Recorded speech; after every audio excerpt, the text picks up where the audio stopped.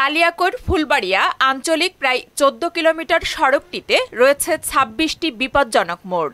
এসব মোড়ে মোড়ে ওভারটেকিং, অনিয়ন্ত্রিত গাড়ি চালানো এবং যাত্রী ওঠানো নামানোর কারণে প্রতিনিয়তই ঘটছে দুর্ঘটনা, বাড়ছে প্রাণহানি। গত ২ মাসে সড়কটিতে প্রায় অর্ধশত যানবাহন দুর্ঘটনার শিকার হয়েছে।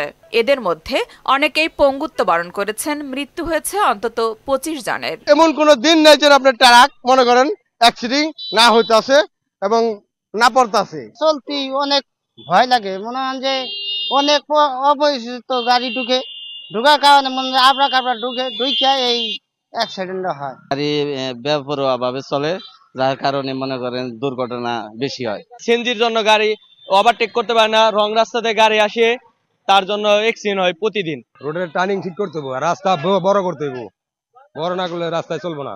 কালিয়াকৈর ফুলবাড়িয়া সড়কে ৩ চাকার যান চলাচল বন্ধ রাখার আশ্বাস দিয়েছেন এ পরিবহন শ্রমিক নেতা।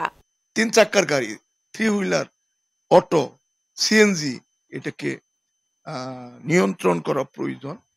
আমাদের সাধ্য অনুযায়ী আমরা মালিক শ্রমিক মধ্যে আমাদের যতটুকু পাওয়ার আছে, ক্ষমতা আছে, সেটাকে আমরা প্রয়োগ করব।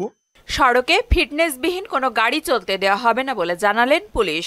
আমরা ইতিমধ্যে ইউনো মহোদয় এবং স্থানীয় পরিবহন শ্রমিক নেতাদের সাথে কথা বলেছি। আমরা অতি শীঘ্রই এই যে ফিটনেসবিহীন গাড়ি সিএনজি গুলার ব্যবস্থা নিব এবং দুর্ঘটনা যাতে না ঘটে এর জন্য আইনগত পদক্ষেপ নেব।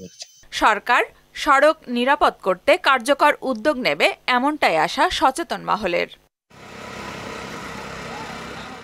আফরিন পপি, মোহনা সংবাদ।